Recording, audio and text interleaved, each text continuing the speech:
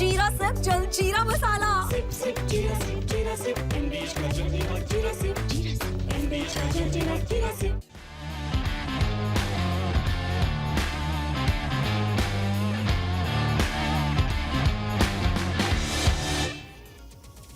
नमस्कार, स्पोर्ट्स 9 में आप सभी का स्वागत है। मैं हूं शिवेंद्र, मेरे साथ है मेरी सहयोगी अंकिता और साथ ही साथ एक ऐसे खिलाड़ी की चर्चा करेंगे जिनका एशिया कप से गहरा रिश्ता रहा है। अब वही खिलाड़ी कोच हैं।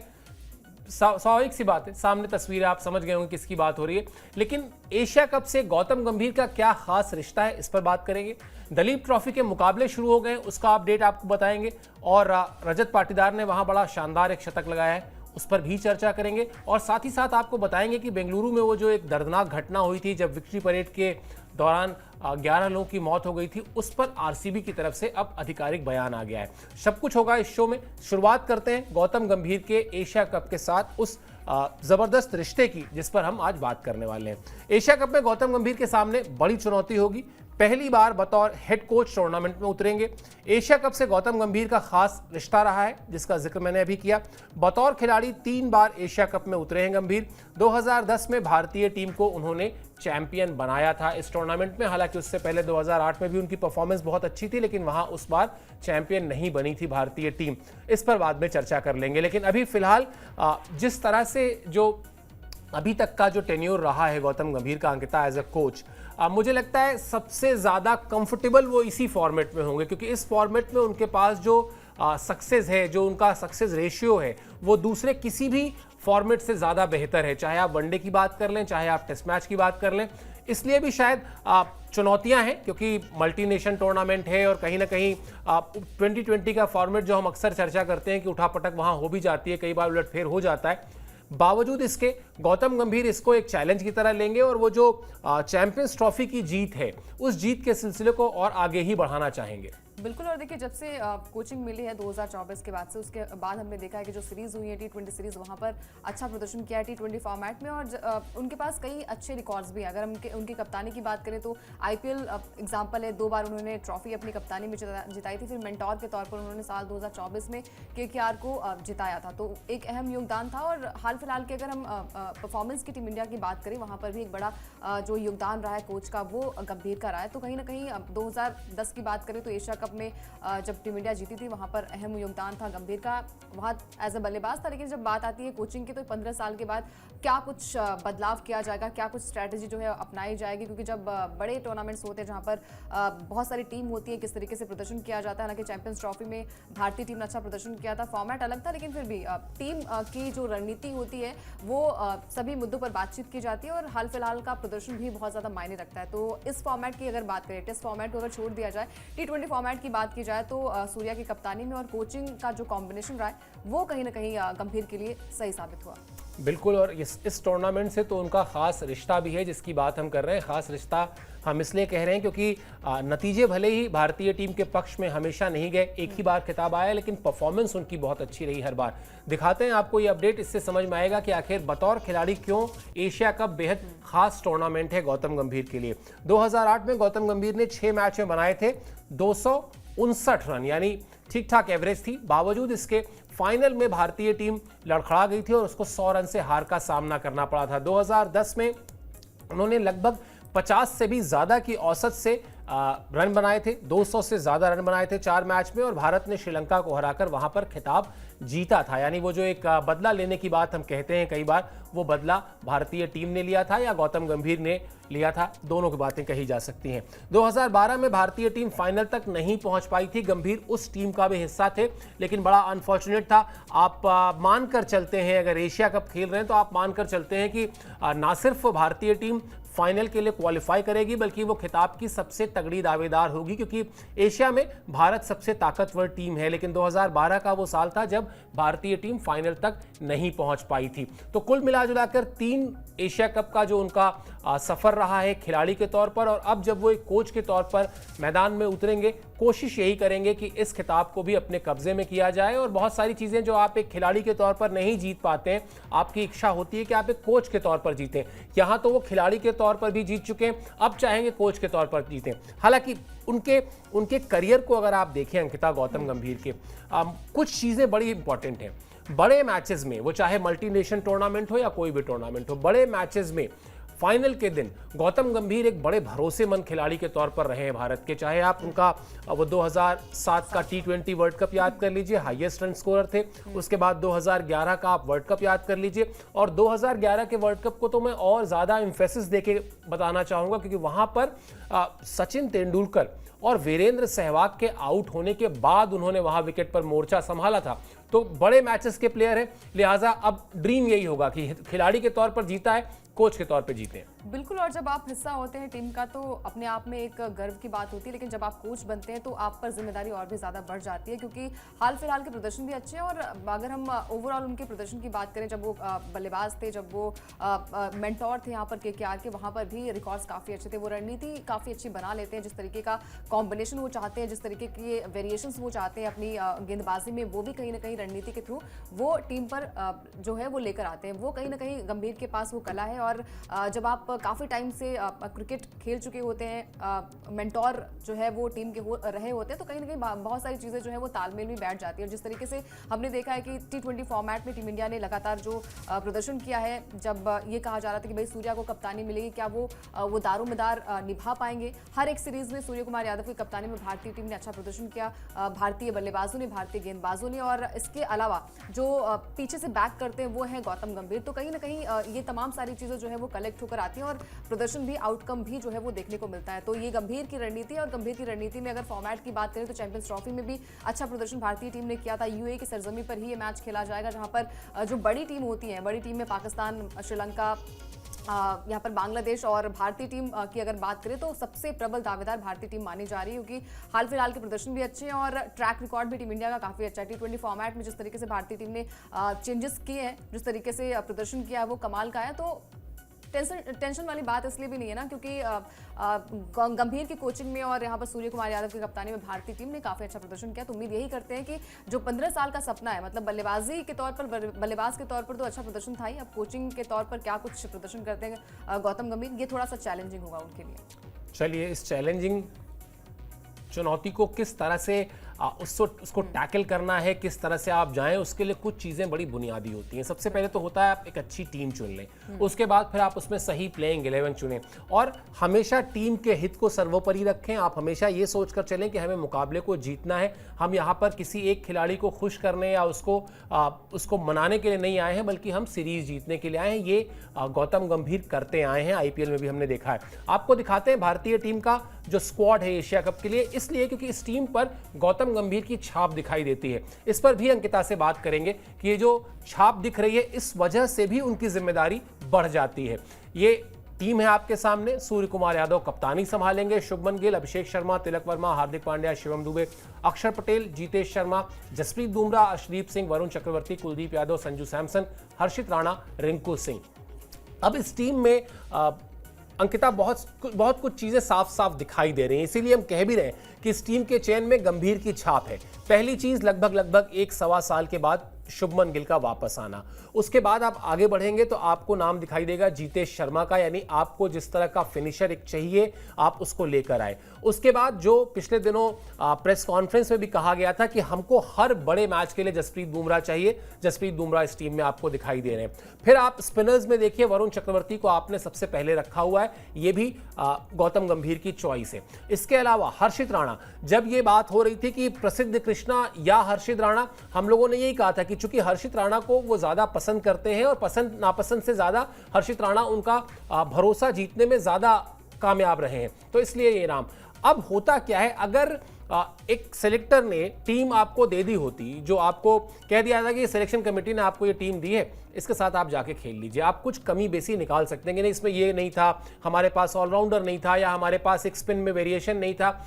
यहाँ तो जो 15 खिलाड़ी हैं, ये 15 के 15 खिलाड़ी गौतम गंभीर के अप्रूव्ड खिलाड़ी हैं, और देखा जाए तो जो उनको जिस तरह की टीम चाहिए उस तरह की टीम बना के टेलर मेड उनको एशिया कप के लिए दी गई है।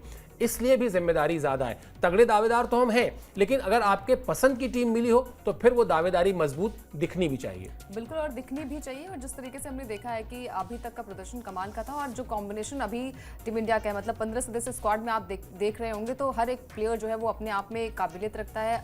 पिछले प्रदर्शन की हम बात करें या फिर आईपीएल की बात करें, हर एक मैच में जो है वो इन खिलाड़ियों ने अच्छा प्रदर्शन किया। चाहे हर्षित की बात करें या फिर अर्शदीप की बात करें, जसप्रीत बुमराह की बात करें, हर खिलाड़ी जो है वो अपने आप में एक अलग तरीके से काबिलियत रखता है। और जो टीम कॉम्बिनेशन है भारतीय टीम का, जिस तरीके से अभी हाल फिलहाल की सीरीज में भारतीय टीम ने अच्छा प्रदर्शन किया था, वो कहीं ना कहीं मायने रखता है। एक या दो चेंजेस वहां पर आप देख सकते हैं, अदरवाइज जो टीम कॉम्बिनेशन नजर आएगी, प्लेइंग 11 क्या कुछ होगी ये तो आने वाला वक्त बताएगा। लेकिन जो स्क्वाड है टीम इंडिया का वो कहीं ना कहीं बढ़िया नजर आ रहा है। जितेश शर्मा ने जिस तरीके से आरसीबी के लिए फिनिशर का काम किया था और पहली बार जो है वो आरसीबी को ट्रॉफी दिलाई थी, 18 साल का सपना पूरा किया था, वहां पर जितेश का एक बेहद ही अहम योगदान था। तो कहीं ना कहीं फिनिशर की भूमिका भी है। रिंकू सिंह हाल फिलहाल में जो है वो यूपी T20 लीग में कमाल का प्रदर्शन कर रहे हैं। तो हर एक प्लेयर जो है वो अपने आप में एक तरीके से जो है वो अलग तरीके से पोटेंशियल रखता है, और वो जो है वो मैदान पर भी दिखता है। अगर संजू सैमसन को मौका मिला ओपनिंग करने का तो वो ओपन भी अच्छी तरीके से कर लेते हैं, मिडिल ऑर्डर में भी अच्छी बल्लेबाजी कर लेते हैं। और ये टीम गेम है, आपको अगर ये लगता है कि भाई ये खिलाड़ी जो है वो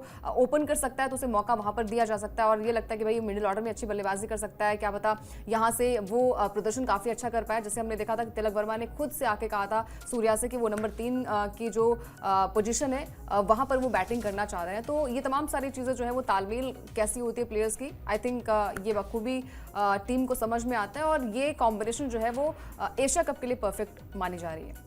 बिल्कुल, और इसीलिए भारतीय टीम को लेकर सौरव गांगुली जो बड़े कप्तानों में शुमार हैं, उन्होंने 10-15 दिन पहले कह दिया था कि बड़ी अच्छी टीम है और ये टीम जो है सबसे ज़्यादा तगड़ी दावेदार है।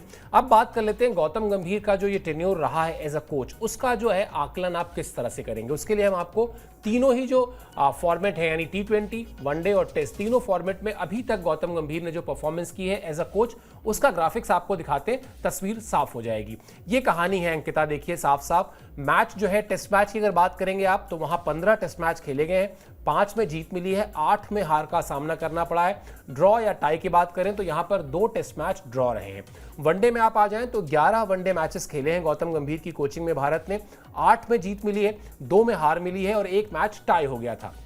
लेकिन जब आप T20 फॉर्मेट में आते हैं तो वहां पर आप देखिए 15 मैचेस उनके कोचिंग में भारतीय टीम खेली है और उसमें से 13 मैच में जीत मिली है, सिर्फ 2 मैच में उनको हार का सामना करना पड़ा है। तो यहां पर जो रेशियो है, जैसा हमने शुरू में कहा था कि T20 तो एक ऐसा फॉर्मेट है जिसमें गौतम गंभीर की जो कोचिंग है वो सबसे ज्यादा बेहतर रिजल्ट दे चुकी है। इसलिए भी शायद अब अगर हम सम अप करें सारी चीजों को, खुद जो उनका as a player Asia cup में एक्सपीरियंस रहा है एक बल्लेबाज के तौर पर, वो बड़ा कमाल का रहा है, बहुत सुपर्ब रहा है, जहां उनकी परफॉर्मेंस 50 के एवरेज के आसपास उन्होंने रन बनाए हैं।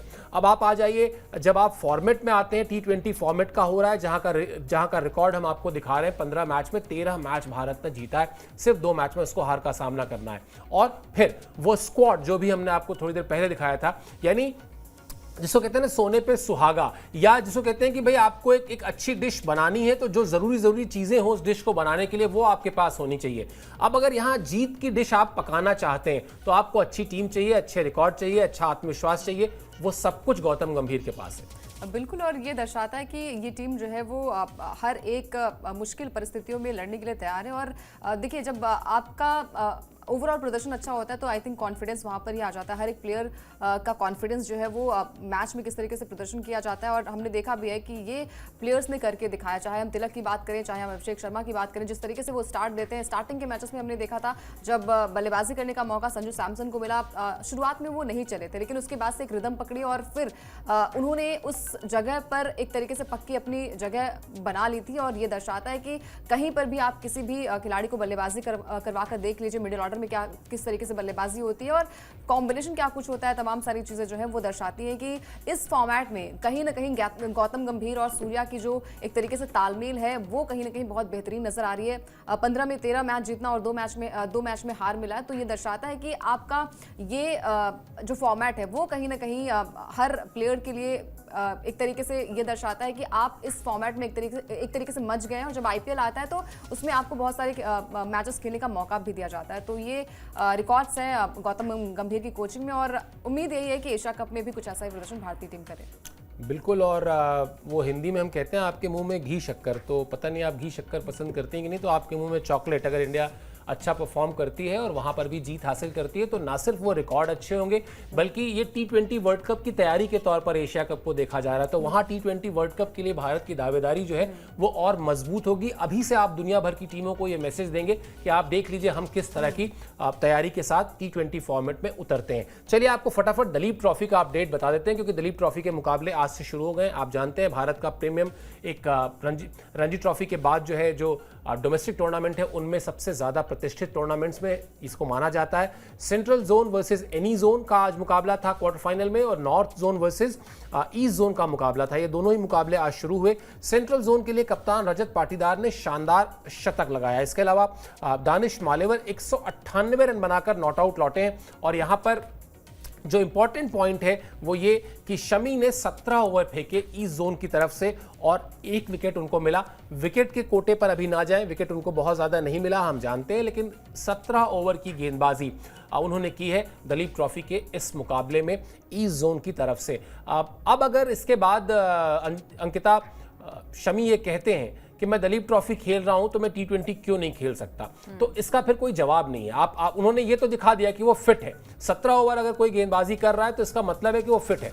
अब हाँ, परफॉर्मेंस के लिहाज से, टीम की जरूरतों के लिहाज से आपको उनको बताना पड़ेगा, आपको उनको कम्युनिकेट करना पड़ेगा, और BCCI करती आई है ऐसा, सिलेक्टर्स ऐसा करते आए हैं कि हाँ भाई, हम अगर आपको T20 फॉर्मेट में कंसीडर नहीं कर रहे तो फिर हमारे उसके पीछे हमारी वजह क्या है, तर्क क्या है।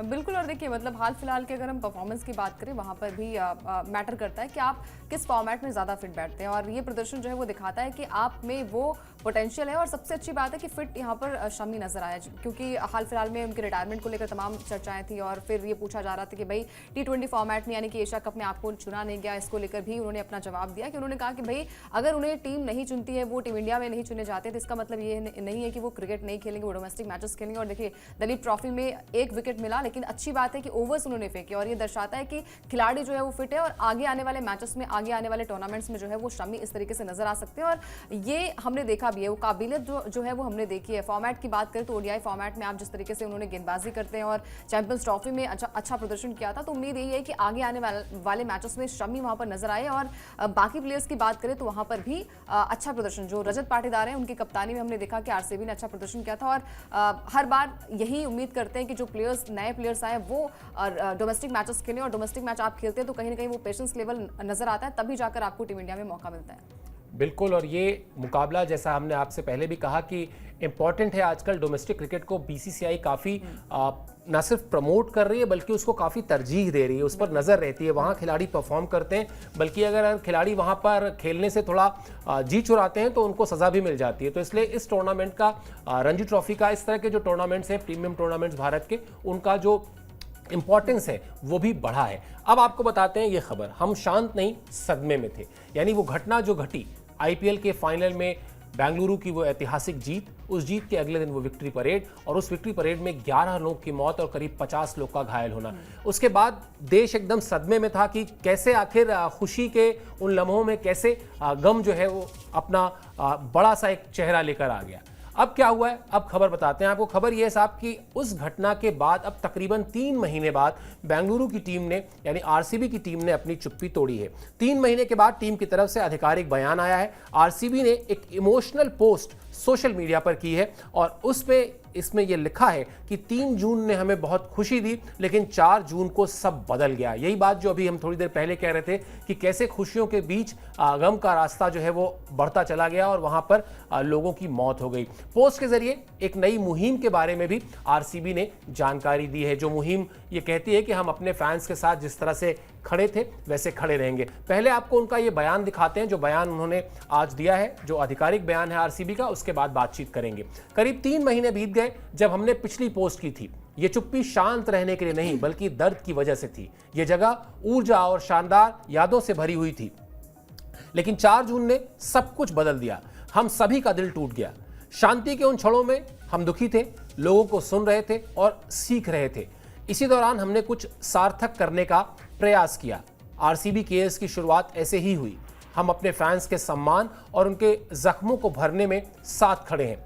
आज इस प्लेटफॉर्म पर वापसी किसी जश्न के लिए नहीं बल्कि फैंस के साथ खड़े होने के लिए है। हमें आपकी फिक्र है जो हमेशा रहेगी। यहाँ जो वो हम अपने फैंस के साथ या जो ये बातें हो रही हैं कि हम इस प्लेटफॉर्म का आशय सोशल मीडिया पर है और वो इसमें जो एक लाइन है कि यहाँ पर सब कुछ ऊर्जा और शानदार यादों से भरी हुई थी, वो यही बात है। आप याद कीजिए जिस दिन आरसीबी ने खिताब जीता था उसके बाद जो आरसीबी के अलग अलग सोशल मीडिया हैंडल्स थे वहाँ पर बिल्कुल मतलब जश्न की तस्वीरें और सब कुछ बहुत अच्छा बहुत ही हैप्पीनेस का वहाँ पर माहौल था, क्योंकि जाहिर सी बात है विराट कोहली इस देश के इतने बड़े स्टार हैं, उन्होंने पहली बार आईपीएल की ट्रॉफी को पिक किया था, फिर वहाँ क्रिस गेल आए थे, एबी डिविलियर्स आए थे, तो सब कुछ बहुत अच्छा चल रहा था। लेकिन किस तरह से उस घटना के बाद वहाँ पर माहौल जो है बिल्कुल बदल गया। जो बात वहाँ कही भी गई कि 3 जून को हम बहुत खुश थे लेकिन 4 जून ने सब कुछ जो है बदल कर रख दिया था। क्या हुआ था उस दिन वो भी जरा सा आपको एक बार याद दिला देते हैं, फिर उसके बाद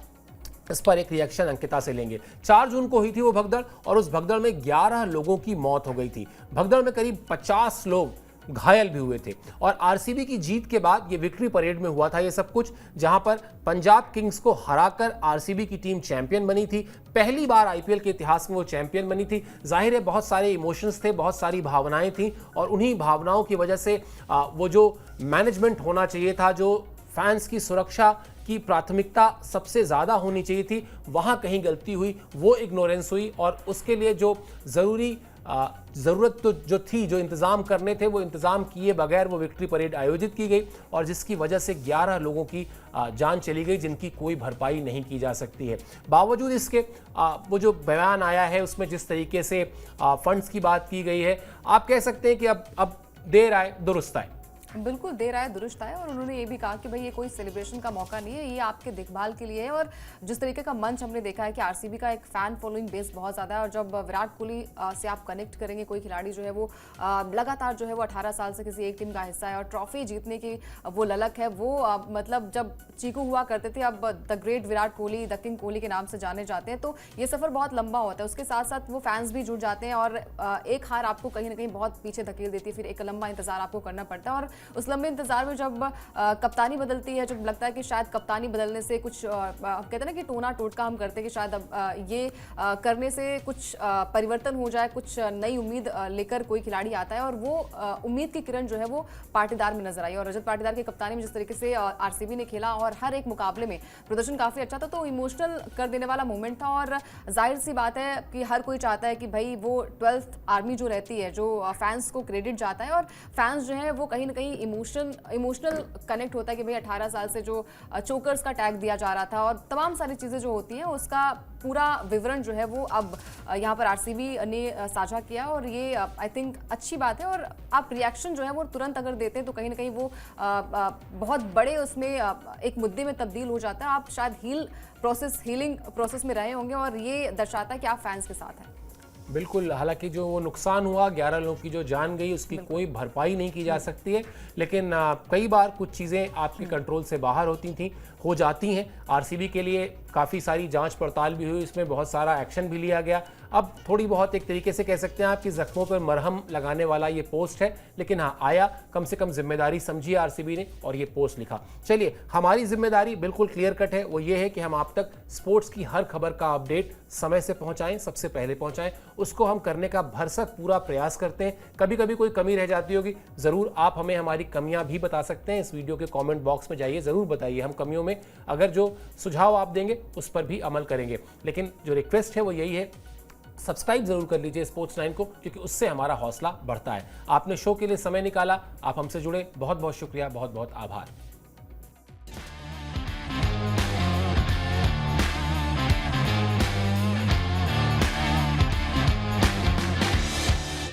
ये है सीक्रेट रेसिपी MDH का जीरा सिप जलजीरा मसाला। Sip, sip, jeera sip, MDH का जल्दी